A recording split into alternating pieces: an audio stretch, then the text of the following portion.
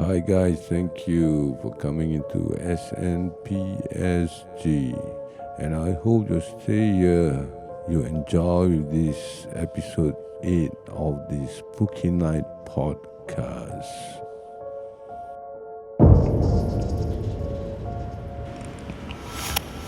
Old Sembawang SBMT horror story. Whether you serve in national service or not, the tale of the young recruit of the Charlie company who went missing is so viral. I think most likely you have heard several versions in your lifetime. We'll stick to the most popular version yet, which is one of the recruits who gone missing in a road march around Pulau Tekong. After massive search, the recruit body was found the next day. Post-mortem shows that the recruit had seemingly died of stomach rupture due to his body high temperature. After the incident, many recruits reported having seen his ghost, sometimes causing mischief. Apparently, the hauntings got so bad that they had to build a third door in his barn, so his spirit could find a way out.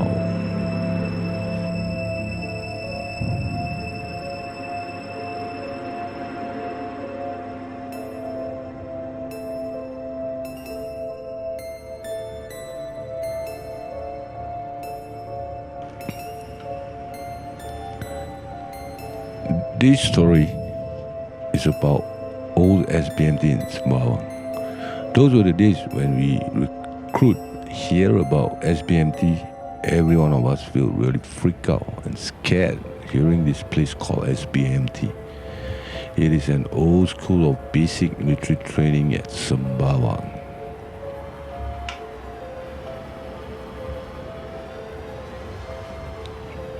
This old British colony type of building turned into SBMT.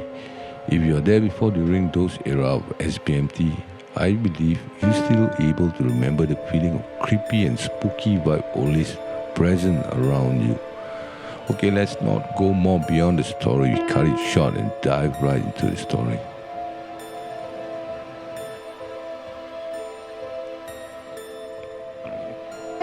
Back in the early 1980s, all boys turned 18 must serve NS. Most of the enlisted boys will straight be departing from Dempsey Road straight to SBMT Sembawang.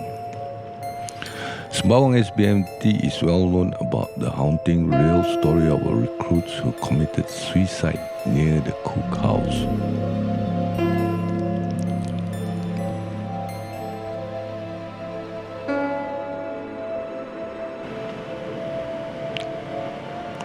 Sources said that the big tree is very spooky after 7 p.m. onward till the morning when recruits are ready to have their breakfast in the cookhouse.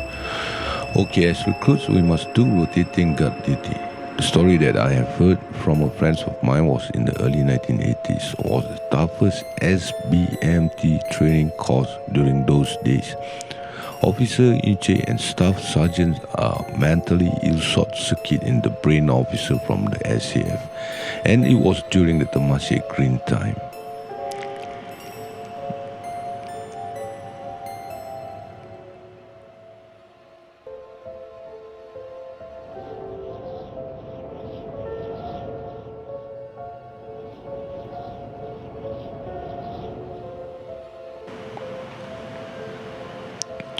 The recruit said to be quiet and gentle guy who always got shouted by the officers due to his physical weakness. Due to this, his fellow recruit who were in the same platoon with him will get the same punishment as him. Due to the daily pressure among his platoon mate and personal issue, some said that he really in state of suicidal mode. 2 guard duty personnel are on duty to do prowling. They were so scared about doing the prowling, especially at the cookhouse wing 2 of SBMT. Like it or not, they have to fulfill their duty. So these 2 recruits carry out their duty as a prowler. Okay guys, this is the thing that I really hate during my NS day in the army. While you have to do the guard duty things, It's just like a big burden to every one of the recruits, especially when people go weekend book out during the weekends. This is the most sickening and really frightening things to do during our recruit times.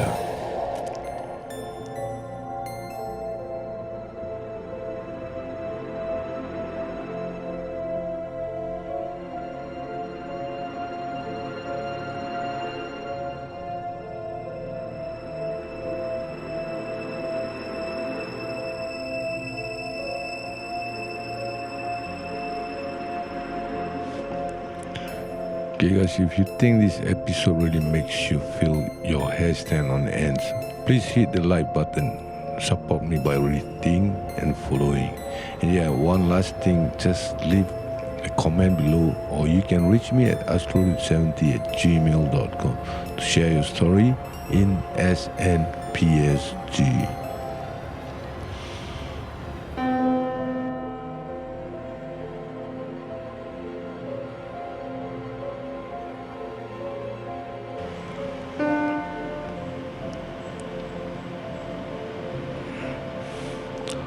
While prowling, they were talking about each other experience in their civilian life, but were just spending their time together doing the prowling, talking, just to kill time as fast as possible.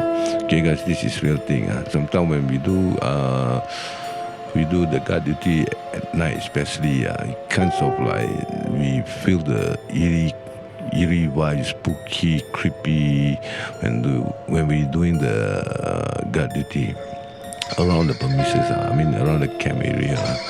But then we try to brush that out from our mind. We just talk a lot of things about our outside life, whatever it is, just to make us feel better, not scared.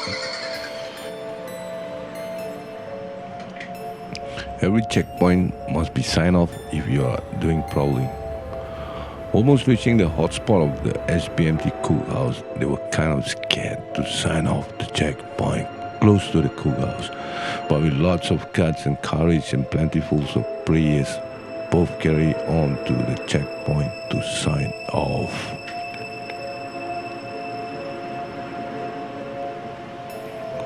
While they were walking to the checkpoint, both noticed a recruit alone in early hours, squatting under the big tree light, crying remorseful, very heavy sadness in his face. So both approached the recruit and tried to comfort him and asking him to return to bunk.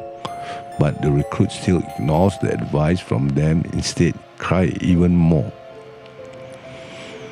After so much advice and persuasions of the recruit, one of the prowlers asked the recruits, "Why are you here squatting and crying in the early hours, and you should be in the bunk sleeping?" Guys, guess what happened now?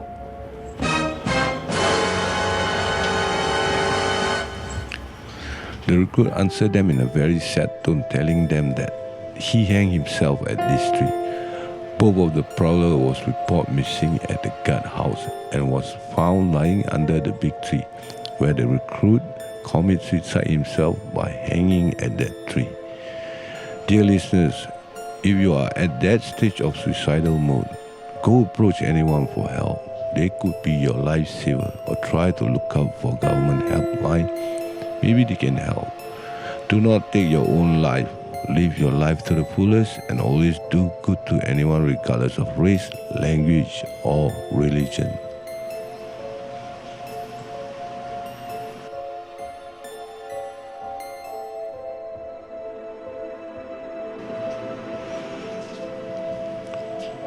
Thank you guys for staying and listening to this podcast. I am Aziz from SNPSG, Spooky Night Podcast SG, signing off, and I'll see you in the next episode.